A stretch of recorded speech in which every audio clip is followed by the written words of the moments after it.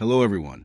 In this video, we'll understand Unicast, Multicast, and Broadcast in computer networks using a simple diagram and real-life examples.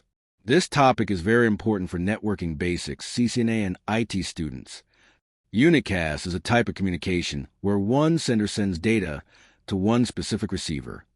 From the diagram, the sender with IP address 192.168.1.10 sends data to only one receiver.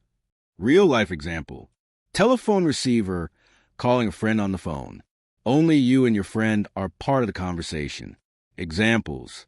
Opening a website, sending an email, downloading a file, watching YouTube videos, one viewer at a time. Key point. Unicast is secure and reliable, but if many users request the same data, it uses more bandwidth. Next, Multicast is communication, where one sender sends data to multiple selected receivers who are part of a multicast group. From the diagram, the sender 192.168.1.10 sends data to receivers 192.168.1.20, 192.168.130, and 192.168.1.40, but only those who join the group receive the data. Real-life example. Television, a live online class, or webinar. Only registered students receive the live stream. Examples. Live video streaming. IPTV, online gaming updates. Stock market live feeds. Key point. Multicast saves bandwidth because data is sent once and shared with many receivers.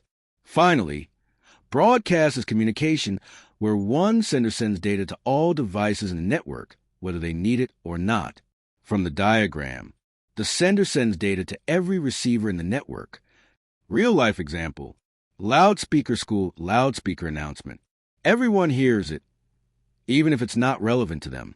Examples are ERP request, network discovery messages, DHCP request. Key point. Broadcast is useful for discovery, but too much broadcast traffic can slow down the network. Quick summary. Unicast is personal communication.